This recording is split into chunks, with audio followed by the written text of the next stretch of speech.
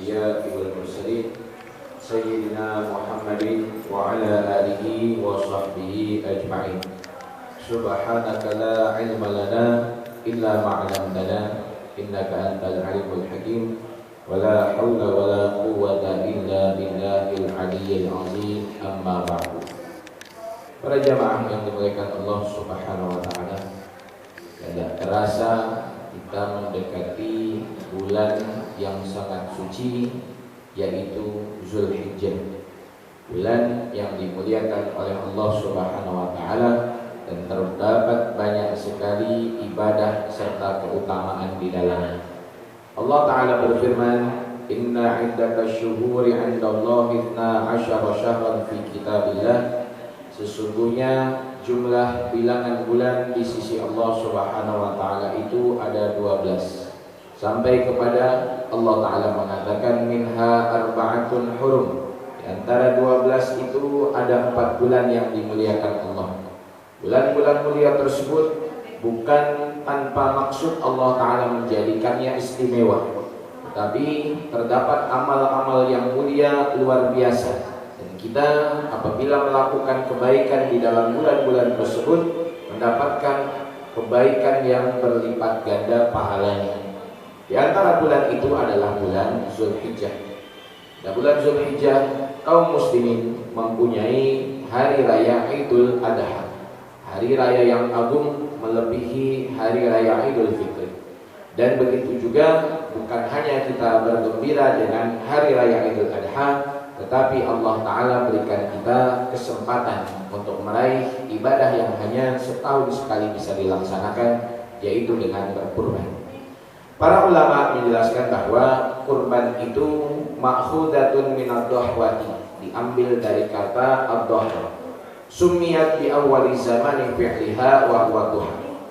Dinamakan udhiyah, dinamakan menyembelih hewan kurban karena waktu pelaksanaannya adalah waktu duha di pagi hari. Secara istilah, ulama mendefinisikan ma yudbahu minan na'ami taqarruban ila Allah Ta'ala min yaumin nahri ila akhiri ayyamit tasyrik. Menyembelih hewan yang ditentukan dalam rangka mendekatkan diri kepada Allah Jalla wa Ala, mulai dari Idul Adha tanggal 10 Zulhijjah sampai berakhirnya hari tasyrik pada tanggal 13 Zulhijjah. Di sini ada beberapa poin yang menarik perhatian kita. Yang pertama adalah hewan untuk kurban. Tidak setiap hewan yang halal dimakan bisa dijadikan untuk kurban. Contohnya kuda. Kuda itu halal dimakan dan bahkan harga kuda lebih mahal dibandingkan sapi, tetapi tidak bisa dijadikan untuk kurban. Sebagian orang ada yang pecinta ikan. Bisa tidak saya kurban dengan ikan koi yang ada di rumah? Karena harga ikan itu saya beli 50 juta. Maka tidak bisa, karena hewan-hewan tersebut tidak ditentukan dalam syariat.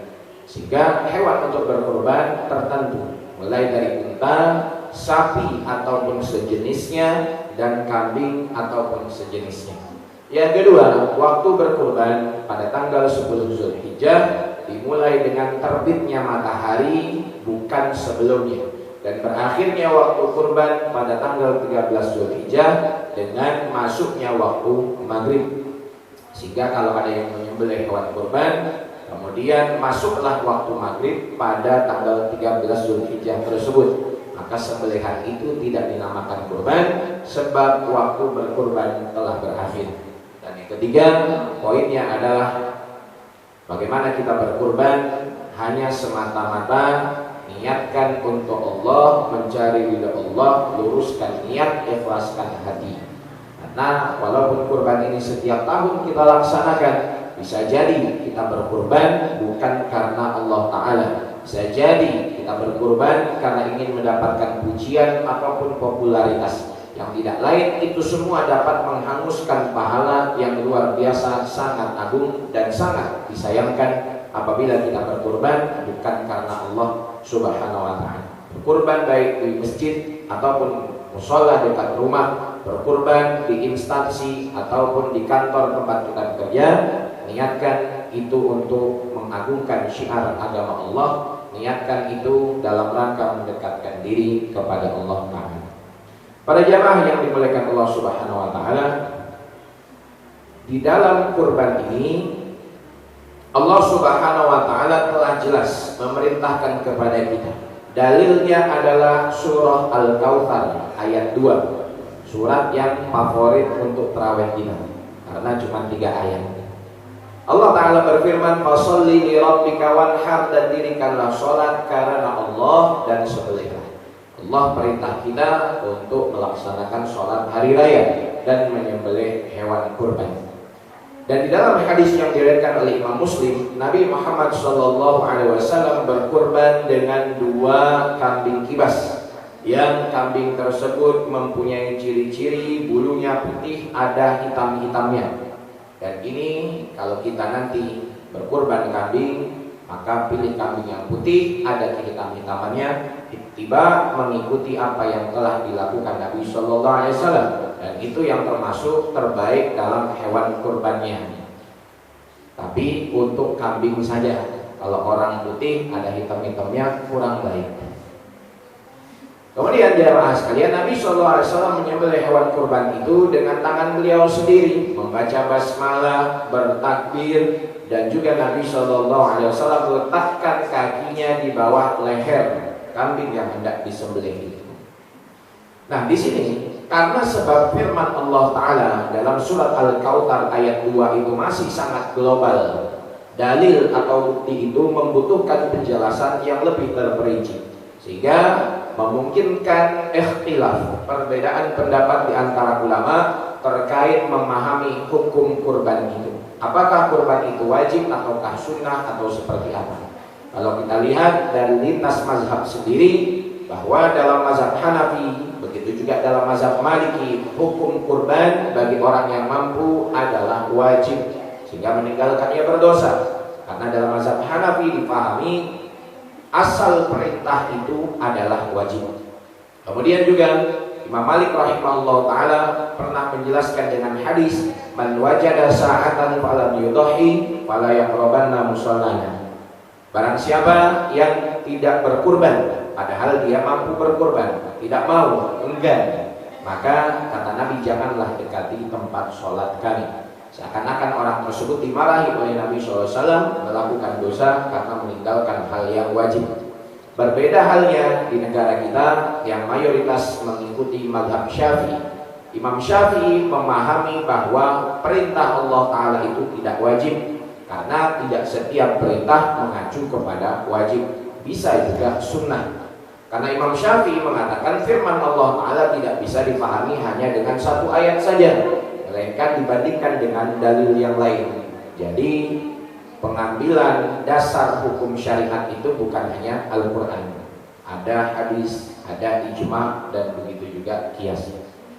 Dalam hadis-hadis tadi, yang pertama diriwayatkan oleh Imam At-Tirmizi, Rasulullah bersabda, "Umirtu bin nahri wa huwa sunnatul lakum." Aku diperintahkan untuk kurban, sedangkan kurban sunnah bagi kalian. Ini menunjukkan kurban tidak wajib bagi umat Nabi Muhammad sallallahu alaihi wasallam.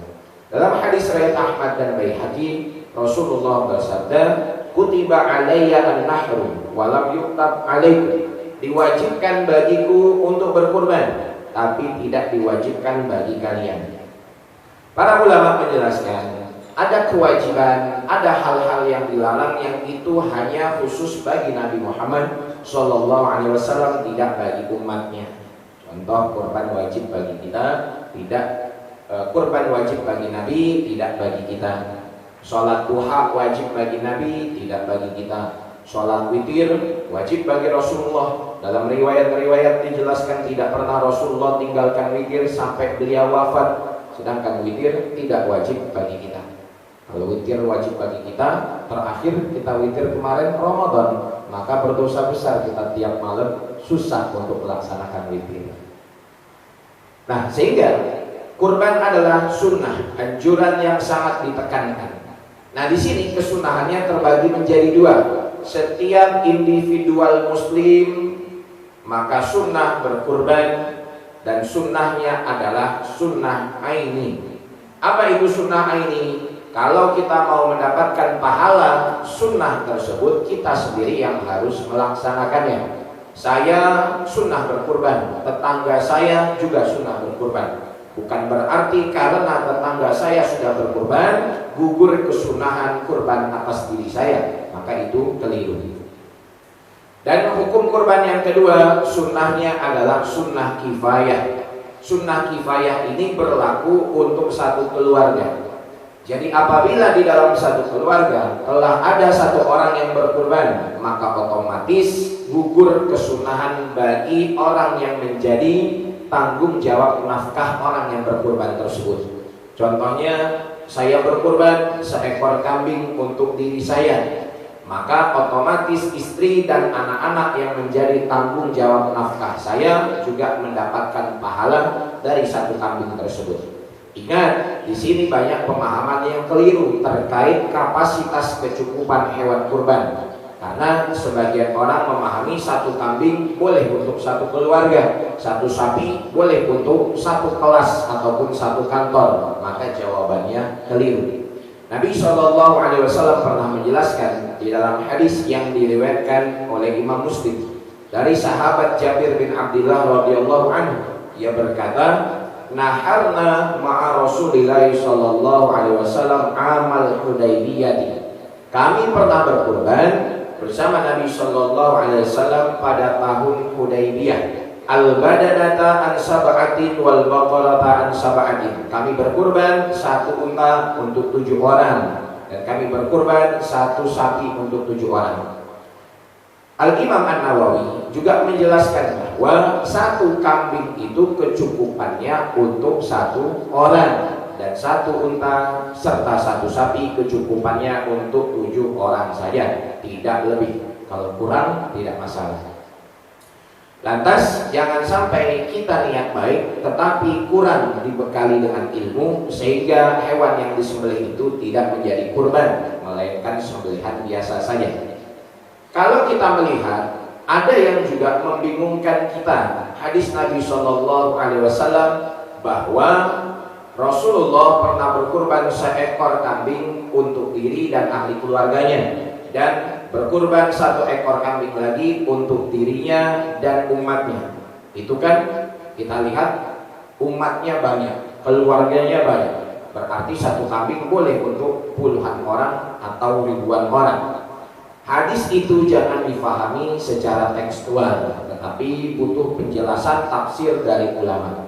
Para ulama menjelaskan, diantaranya Al-Imam Ibnu Hajar Al-Haythami dalam kitabnya Tuhfatul Muhtaj, bahwa itu adalah bentuk keperhatian dan pedulinya Nabi SAW kepada umatnya yang sampai akhir hayat tidak bisa berkurban. Maka telah diwakilkan oleh Nabi SAW. Sekiranya ada yang meninggal, ada yang sampai akhir hidupnya tidak mampu berkurban, maka Nabi SAW sebagai sosok pemimpin telah mewakilkannya. Tetapi ulama menjelaskan bahwa satu kambing yang dikorbankan Nabi untuk dirinya dan keluarganya, satu kambing yang kedua dikorbankan untuk dirinya dan umatnya. Itu Rasulullah niatkan satu kambing itu untuk ahli keluarga dan umatnya, tapi kurbannya untuk beliau sendiri. Jadi satu kambing memang cukup untuk satu orang saja, tetapi pahalanya boleh kita berikan lebih daripada satu orang. Ya Allah, terimalah kambing ini dariku dan pahalanya aku sedekahkan kepada orang tuaku. Diperbolehkan. Ya Allah, terimalah sapi ini dari aku dan 7 orang anakku dan pahalanya aku sedekahkan kepada kaum muslimin. Diperbolehkan. Tetapi apabila satu kambing lebih untuk 2 orang, satu sapi lebih dari 7 orang, maka itu tidak mencukupi. Beda antara patungan hewan kurbannya dan berkongsi pahala kurban. Para jamaah rahimakumullah, sehingga nanti kalau kita berkurban, contoh satu kantor kurban, satu jabatan ada 40 orang, patungan sapi sehingga beli 2 sapi. Sedangkan 2 sapi itu untuk 14 orang saja. Yang patungan tadi ada 40 orang. Bagaimana caranya? 40 orang itu akan memberikan uang kurban sapi kepada 14 nama yang keluar setelah diundi. Jadi tinggal dikocok, keluar 14 nama, cantumkan kepada 2 ekor sapi tadi, dan yang lain walaupun tidak dicantumkan namanya otomatis mendapatkan pahala. Bukan harus 40 nama. Selanjutnya adalah hal-hal yang dituntut bagi orang yang berkurban. Yang pertama, yang berkurban itu mesti muslim. Yang kedua, sudah balik dan berakal. Yang ketiga adalah mampu untuk berkurban. Jadi kurban itu kan hukumnya sunnah. Maka mudah saja bagi kita yang mampu silakan berkurban, dituntut baginya untuk berkurban. Yang tidak mampu duduk manis di rumah, tunggu datang pengurus masjid nganter kupon kurban. Tidak perlu kita paksakan kurban sampai harus gadai mobil, gadai motor. Karena kurban adalah hukumnya sunnah saja. Kecuali memang ada kepastian di sana, kita mampu untuk membayar hutang dari kurban itu. Contoh, saya gajian bulan depan, tapi tidak mungkin saya kurbannya bulan depan karena Zulhijjah, Idul Adhanya sudah habis. Akhirnya saya bilang kepada teman saya, pinjam 2 juta untuk beli kambing. Kapan bayarnya? Bayarnya bulan depan pas saya gajian. Maka itu diperbolehkan. Tapi kalau tidak ada kejelasan, Pak pinjam 20 juta untuk apa? Untuk kurban, beli sapi. Kapan bayarnya? Nanti Allah dan Rasul yang akan membayarnya. Kan repot kalau gitu. Jadi tidak perlu dipaksakan. Kurban adalah sunnah, ditekankan bagi yang mampu, yang tidak asalkan memang hatinya niat berkurban, insya Allah tetap juga mendapatkan pahala sesuai niat yang telah dibersihkan. Nah, kurban walaupun dia sunnah bisa menjadi wajib. Karena apa? Sebab dinazarkan. Ya Allah, kalau saya setelah lebaran ini menikah, maka saya bernazar untuk kurban seekor sapi. Rupanya setelah lebaran nikah dia sama Siti Jamilah. Maka wajib baginya berkurban seekor sapi karena dinazarkan. Ibadah sunnah apabila dinazarkan menjadi wajib. Apa perbedaan kurban yang sunnah dan yang wajib? Kalau kurban sunnah, 1, hewannya dibagi menjadi 3. 1/3 untuk yang berkurban, 1/3 untuk diberikan hadiah kepada orang yang mampu, tetangga dan lainnya, dan 1/3 disedekahkan kepada fakir miskin. Contoh, saya kurban seekor kambing, boleh saya mengambil 1/3 karena hak saya. Tapi kalau saya mengambil cuma sedikit, itu lebih utama. Yang lain disedekahkan walaupun kita tidak mengambil 1/3 hak tersebut. Yang kedua, kurban sunnah itu diberikan kepada bukan hanya orang Islam. Ada tetangga, kerabat, partner bisnis yang non-muslim, silahkan diberikan, termasuk syiar. Jadi itu kurban sunnah. Berbeda halnya dengan kurban wajib. Contoh kurban yang dinazarkan tadi, orang yang berkurban sebab nazar, maka tidak boleh mengambil sedikit pun dari daging kurbannya. Yang kedua, kurbannya harus disedekahkan kepada fakir miskin saja. Dan yang ketiga, kurban itu tidak bisa diberikan kecuali kepada orang muslim. Layaknya zakat. Zakat itu wajib, penerimanya hanya orang Islam. Begitu juga kalau kurban wajib tidak boleh diberikan selain kepada kaum muslimin. Jamaah sekalian rahimakumullah, selanjutnya adalah syarat-syarat hewan kurbannya. Biasanya saya buat 2 sesi. Kemarin di Malaysia juga belum selesai karena memang pembahasannya cukup banyak. Tapi kita singkat-singkat saja, asalkan bisa diambil poin-poinnya. Syarat-syarat kurban. Yang pertama, hewannya mesti hewan al-an'am berdasarkan surat Al-Hajj ayat 34. Apa itu al-an'am? Hewan ternak, unta, sapi, kambing, ternak. Kalau ada yang kurban dengan kerbau boleh, yang penting kurban kerbaunya kerbau ternak. Karena ada kerbau liar, nggak boleh jadikan kurban. Ada sapi liar, contohnya banteng, bukan jenisnya jenis sapi, nggak boleh dijadikan kurban. lagi hunting ke hutan, ada banteng ditangkap, besok Idul Adha sekalian untuk kurban, tidak bisa. Dan begitu juga kambing liar tidak bisa. Yang kedua, dari usianya. Emangnya hewan kurban itu dia pergi ke camat ngurus akte? Kan enggak. Tapi bagaimana kita bisa mengetahui umurnya? Tanya kepada pedagangnya. Walaupun itu unta, sapi, dan kambing, tidak setiap hewan-hewan itu bisa dijadikan untuk kurban kalau usianya belum memenuhi. Unta minimal umurnya 5 tahun, di bawah itu tidak bisa. Sapi dan kambing minimal umurnya 2 tahun.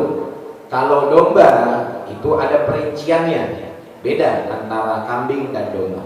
Domba sama dengan kambing dari segi umur minimal 2 tahun. Tetapi kalau domba ada yang umurnya di bawah 2 tahun, contoh setahun setengah atau setahun, tetap boleh dijadikan kurban dengan syarat dombanya itu domba jaza. Kata Nabi SAW, "Dahu bil jaza'i minad dhani." Berkorbanlah kalian dengan domba yang gigi depannya sudah tanggal.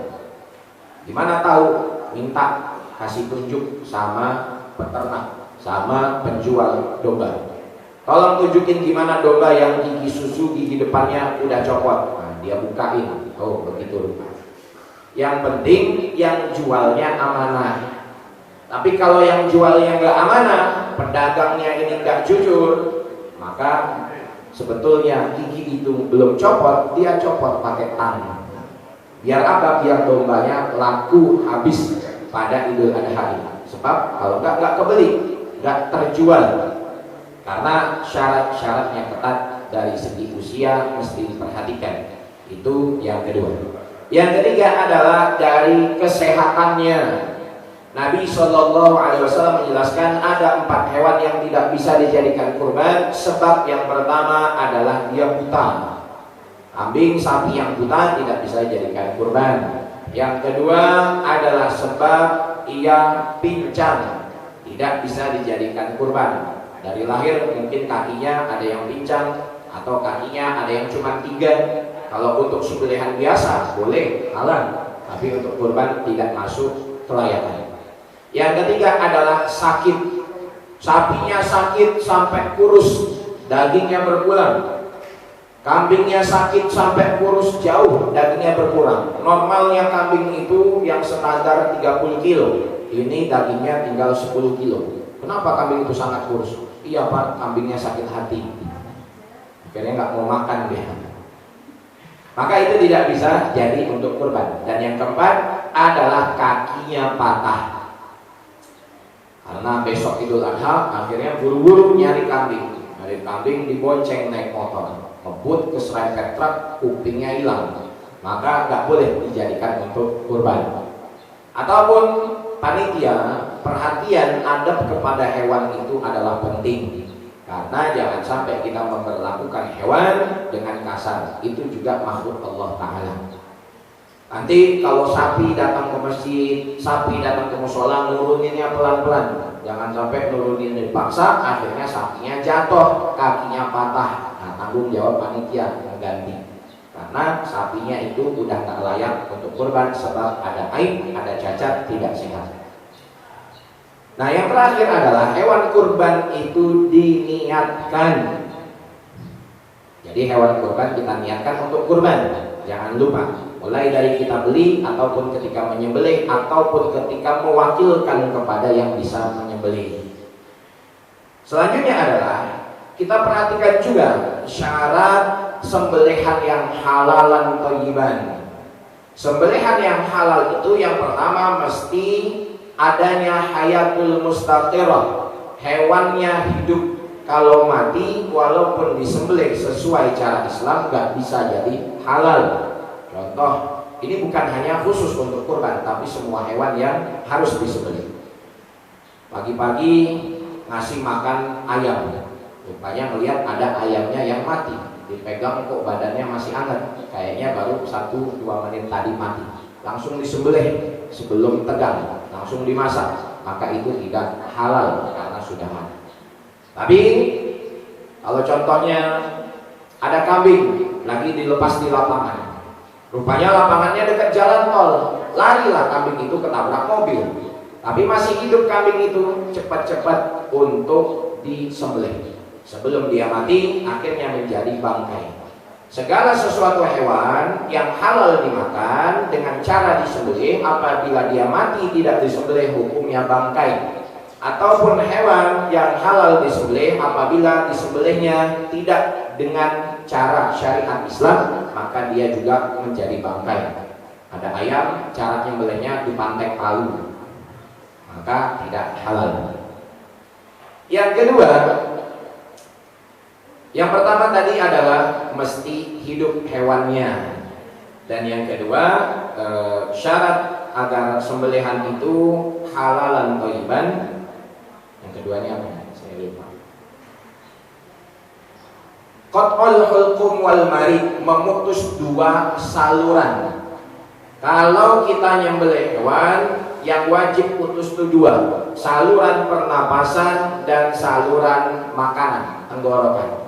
Nanti kalau sapi disembelih ketika kurban, lihat ada kayak seperti selang AC, itu saluran napas dan saluran tenggorokannya, itu wajib putus. Kalau salah satunya tidak putus juga tidak halal. Itu diantara syarat sembelihan halal dan thayyiban.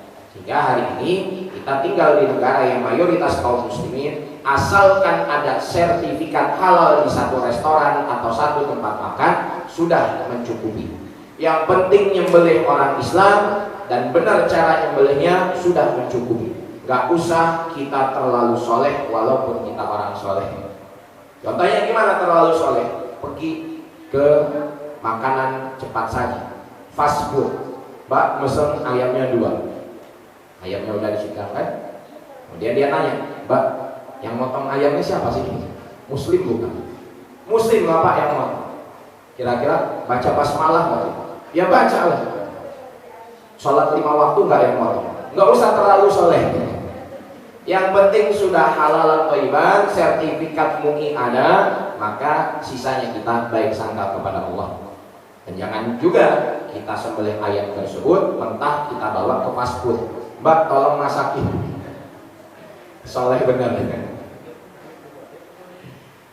Nah, jamaah sekalian rahimakumullah, di antara adab dan kesunahan kurban, ini yang banyak diabaikan. Orang kurban itu lihat sahnya aja, adabnya diabaikan, sunnahnya nggak diamalkan. Satu, sunnah menyembelih hewan menghadap ke arah kiblat. Hewannya dibaringkan ke atas perut kirinya, jadi palanya di sini, kakinya di sini. Hadap ke arah kiblat, kita pun yang menyembelih demikian. Yang kedua, hewan tersebut kalau besok disembelih beberapa jam sebelumnya dipuasakan, tidak dikasih makan tapi dikasih minum. Banyak hewan kurban yang bentar lagi mau disembelih masih dikasih makan, padahal itu menyelisihi sunnah.